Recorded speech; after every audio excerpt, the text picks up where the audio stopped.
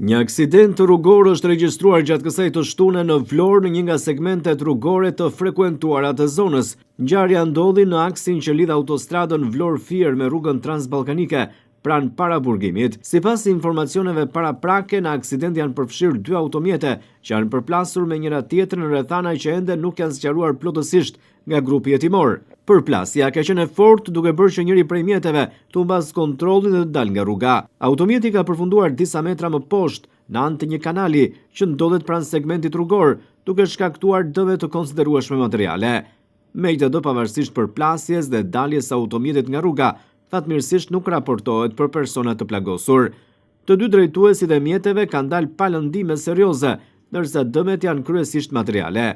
Zona ku ndodhi aksidenti është një segment i rëndësishëm lidhës për qarkullimin e automjeteve në Vlorë, pasi përdoret shpesh nga drejtuesit që lëvizin mes autostradës dhe rrugëve kryesore të qytetit. Për këtë arsye dhe trafiku në momentin e aksidentit ishte relativisht i lartë, çka ka sjell edhe problematika. Menjëherë pas sinjalizimit në vend ngjarje kanë mbritur efektivët e policisë rrugore, që kanë filluar procedurat për menaxhimin e situatës dhe për të shmangur bllokimin e qarkullimit në aksin rrugor. Uniformat blu kanë kryer veprimet e parahetimore dhe kanë marrë dëshmitë e personave të përfshirë në aksident, si dhe të disa dëshmitarëve që ndodheshin në zonë.